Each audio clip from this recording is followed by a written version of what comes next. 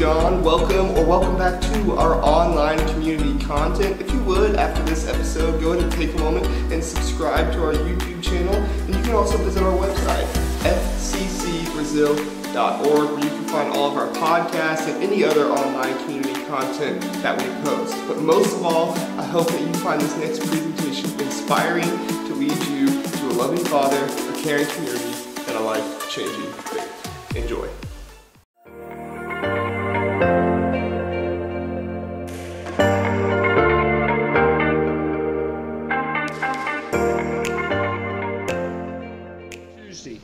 I got a real surprise for Valentine's Day this year.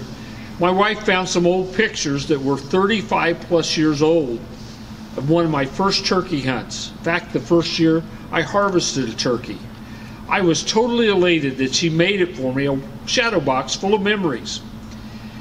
The interesting thing is I can go back to that morning in 1986 and almost with play-by-play tell you everything that happened that day that brought that turkey into range and started a new hobby for myself, or a continuing hobby. Last Sunday, Chris started a series called Signs from the Book of John. Based on this passage, Jesus performed many other signs in the presence of his disciples, which are not recorded in these books. But these are written that you may believe that Jesus Christ is the Messiah, the Son of God, and that by believing you may have life in his name. Just like my Valentine box brought back memories from over 30 years ago, so vivid I could explain everything there, so it is with the book of John as he writes it to us about these signs.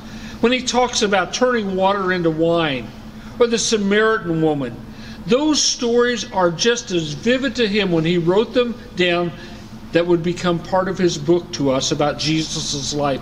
They were vivid, they were real, they were part of his makeup.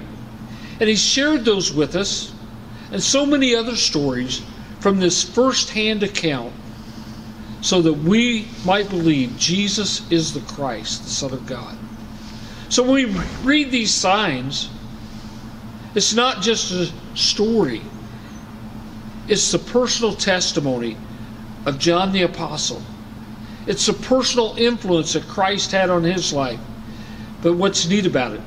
The influence that Christ had on his life can influence us today when we look at the signs and let the signs show us which way God wants us to go.